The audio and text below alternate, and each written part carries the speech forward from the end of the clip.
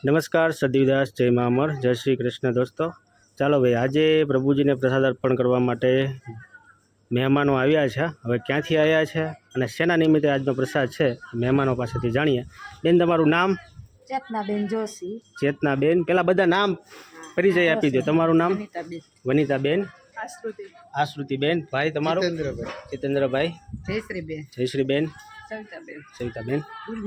ઉર્મિલાબેન। રમીલાબેન વિરાણી। ચેતનાબેન વિરાણી। સુમિત્રાબેન સોજિત્રા। રતનબેન વિરાણી। ચંપાબેન સોજિત્રા। કેશોરબેન રસોયા। ખૂબ સરસ। આ ગ્રુપ પાસેથી છે ને એક સંદેશ લેવા જેવો છે। નોટિસ કરી હતી કે તમે અહીંયા જે પ્રભુજીને પ્રસાદ અર્પણ કર્યો એ સાથે સાથે આજથી અમે 8 થી 9 મહિના પહેલાં અહીંયા આશ્રમ શિફ્ટ કર્યો। એ પહેલાં એક ગ્રુપ આવ્યું હતું। કોઈ પણ ગ્રુપ હોય ને, મહિલા મંડળ હોય ને, એ અંદર કોઈને પ્રભુજી હોય ને નવરાવા ધોવરાવા જતું નથી।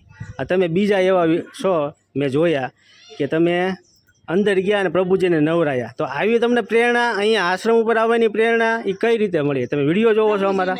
અમે રોજ હું તો જોઉં છું પ્રભુજીના વિડીયો, દક્ષાબાને જોઉં છું, આ બધાને પરમાબેના લઈ આવ્યા હતા એમને જોઉં છું। તો મને એવું થયું કે આપણે બધું કરીએ પણ એક વખત અહીંયા જવા જેવું છે। એટલે મારી બધી બહેનોને મેં કીધું કે સાથ આપો તો આપણે જઈએ। અને મારી સાસુની આજે તિથિ પણ હતી તો મારે પણ થોડુંક એ બાને કરવું હતું। તો બધાએ અમે બંને સાથ સહકાર આપ્યો અને અમે બધું વસ્તુ લઈ અહીંયા આવી, હાથે રસોઈ બનાવી અને અમારા હાથે પ્રભુજીને જમાડ્યા કે અમને બહુ ખૂબ આનંદ થયો। અને પ્રભુજીને જોઈને એવું થયું કે આપણાથી થાય એટલી બને એટલી અહીંયા આવ્યા છે તો સેવા કરીએ। અને બહુ મજા આવી પ્રભુજીને નવડાવવા ધોવડાવવાની ને એની સેવા કરવાની ખૂબ મજા આવી। આજે મારા સાસુ વનિતાબેન બળવંતરાય જોશીની પુણ્યતિથિ છે તો એના નિમિત્તે અમે અહીંયા આવ્યા છીએ આ પ્રભુજીની સેવા કરવા। અને અમારાથી થાય એટલું દાન ને અમારાથી જેટલી થાય એટલી સેવા અત્યારે અમે કરી પ્રભુજીને નવડાવી દોવડાવી। અને જો મોકો મળશે તો પાછા પણ અમે આવશું બધી બહેનોને સાથે લઈને। અને તમારો પણ ખૂબ ખૂબ આભાર, તમે આટલી સેવા કરો છો અને સેવા કરવાનો અમને મોકો આપ્યો તો તમારો ખૂબ ખૂબ આભાર, ધન્યવાદ। બીજા કોઈ કંઈ કહેવા માંગે? તમારે કાંઈ કેવું લાગ્યું? શું શીખ્યા જીવનમાં? અહીંયા આવીને શું શીખ્યા? શીખાય એટલું કે બને ત્યાં સુધી કોકની મદદ થાય, સેવા થાય, કોકનું સારું થાય, કોકને આપી શકીએ તો એ કરવું। જીવનમાં સારામાં સારી વસ્તુ એ છે, એનાથી કંઈ બીજું મોટું છે જ નહીં। જે છે એ આ માનવ સેવા છે બસ। અને જલ્પાબેનનો પણ ખૂબ ખૂબ આભાર કે એ આવું બધું આ સંભાળે છે અને મા અમરમાં એને ખૂબ હિંમત આપે, ખૂબ આગળ વધવાની એને શક્તિ આપે, એવા અમારા બધાના આશીર્વાદ છે। કેવું લાગ્યું કે આ આશ્રમ ઉપર આજે માનસિક અસ્થિર લોકોને આપણે સાચવીએ છીએ એ સેવા કેવી તમારા દ્રષ્ટિએ શું કહેવા માંગે? ખરેખર પ્રભુજી માગે છે કે એક વ્યક્તિને આવું માણસ હોય ને એક વ્યક્તિ કોઈ નો હાચી શકે અને તમે આટલા પ્રભુજીને હાચવો હો તો તમને ધન્યવાદ દેવો પડે। અમારા કરતા કદાચ એક વ્યક્તિ આવું હોય ને તો અમે નો હાચી શકી કોઈ। તમે આજે પ્રભુજીને નવરાવતા હતા, એના અનુભવ કઈ કોઈને મંત્ર દીધે શું કહેવાય? સરસ આશીર્વાદ લઈને આપ્યા। અમુક તો એવા વસ્તુ હાબુ લઈ લઈએ, નવડાવવા નો દઈએ, કપડા અડવા નો દઈએ, એવું બધું કરે અમારા હાથે કરી લે પણ તોય આમ સરસ વ્યવસ્થિત થાય। તમને મજા આવી ને? મજા આવી, એને મજા આવી, અમને મજા આવી। પરમાબેને તો ખૂબ આશીર્વાદ દીધા, ખૂબ એટલે ખૂબ બધાય પ્રભુજી આશીર્વાદ આપ્યા બધાને।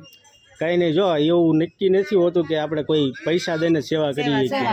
સેવા તો આવી રીતના શ્રમ રૂપે આપી શકીએ, ન હોય તો શ્રમ રૂપે આપવાની એમ। અને સાચી સેવા જ છે। એટલે તમે એવું ક્યારેય ન રાખતા કે પૈસા હોય તો જ જવાય એમ, એટલે એમના મેં આવીને સેવા કરી શકે। બરોબર,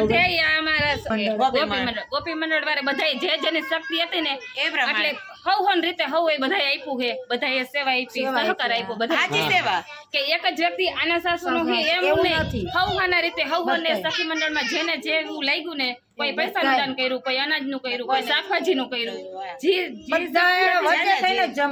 એ બધી વસ્તુ લઈ આવ્યા અને બધી અમારી અહીંથી રસોઈ બનાવી અને બધા પ્રભુજીને અમે જમાડ્યા। અને અમે પણ ખૂબ મનથી અને રાજી થયા, ખૂબ આનંદ થયો આ સેવા કરીને। સવારે નક્કી થયું આ ભાઈને મારા કેવા ભાઈ કે ગુલ્લા કે હું કાયમ બે જલપબેનના વિડિયો જોઉં હા એમ જલપાબેન ના વિડીયો જોઉં અને મારું હાલ ચાલુ ગાડી નક્કી થયું મારા ભાગ્ય તો ભાગ્ય કહેવાય. પણ મને કહું છું કે આજ મેં તમને અંદરથી ન કીધું, આમને પહેલાં જ કહી દીધું. મેં કીધું આજે રસોડામાં પગ મૂકીને તઈ ખબર પડી ગઈ કે આજે કાંઈ ઘટે એવું હે નહીં. જમવામાં એવું હતું, રસોઈ બનાવી હતું, ઊંધિયું બનાવ્યું હતું. કોને બનાવ્યું હતું?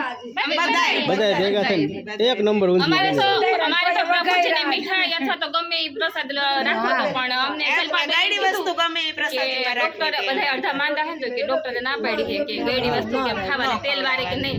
તો અમારે તો ને ચૂરમાના લાડુ ખવડાવીને ખવડાવે. નેક્સ્ટ ટાઈમ ખવડાવજો. આવો છો? ચોક્કસ આવશું. અરે મોકો તમે આવતા રહીજો. અત્યારે રોકાઈ જાવ, રૂમ દરવાજા ખોલી દો. નવરા બધા ને મેં એવું કીધું, મેં કીધું આ ભાઈ ખરેખર 2 દી અહીં રોકાવાનું છે. હું સાંભળતો હતો. ખરેખર 2 દી રોકાવાનું છે તો જ મજા આવે.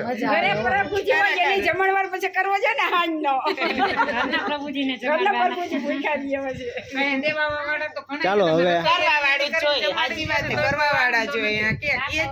રૂપિયા દેવાવાળા તો કેટલાય, પણ આની સેવા બધાયને કરવી, બધાયને ટાઈમે સાચવવો, રસોઈ જમવાનું આનું બધું કરવાનું, નવડાવવાનું, રાખવાનું, બહુ અઘરું છે કપડાં આનો ટાઈમ સાચવવો. ઈ બહુ અઘરું છે. બહુ અઘરું છે. અને એમાંય પાછા બૈરાઓ રહ્યા એટલે એનું તો બધી રીતે ખ્યાલ રાખવો પડે ને, એમ એનું બધું માન સન્માન જળવાઈ રહે. એ બધી એ રીતના આપણે બધી એની વ્યવસ્થા કરવી. તમારી વ્યવસ્થા બહુ સરસ. સારી વ્યવસ્થા કરો છો, ખૂબ એની માટે કરો છો. તમે સેવા સારી કરો. ખૂબ અમારા ધન્યવાદ કરતા. તમારો પણ. મને મા ઉંમરમાં તમને એથી જાજી શક્તિ જાજી આપે. શક્તિ આપે. બસ. ચાલો, આપનો ખૂબ ખૂબ આભાર. ફરી પાછા અમરધામ આશ્રમના આંગણે પધારતા રહીજો. જય મા. જય મા અમર.